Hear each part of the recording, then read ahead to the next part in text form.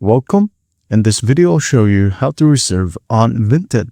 If you have found an item you like, but you can't buy it at the moment, you can ask the seller to reserve it for you. Well, the seller is not obliged to reserve it, but you'll be notified if they do so. And do keep in mind that reservations last for 5 days only. Alright, now in order to ask a seller to reserve an item, just click on an item. For example, right here, this cute stitch item right here. I'm going to click on it. Now, once done, go ahead over to the right pane and click on Message a Seller. Now, you will be landed to this exact page. Just go ahead and send the seller a message right here asking to reserve the item. Now, the seller will mark the item as reserved. If you're lucky, alright? Once marked as reserved, the item will be hidden from other members in the feed and in the catalog. The item will be visible only to you and you'll be the only one who can buy it, alright?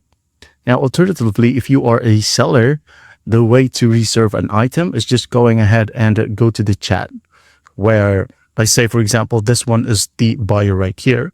Just click on the information icon right here at the top right, click on it, and you should be able to see reserve or reserve item. And that's basically how you reserve on Vinted. Well, I hope this video helps and I'll see you in the next one.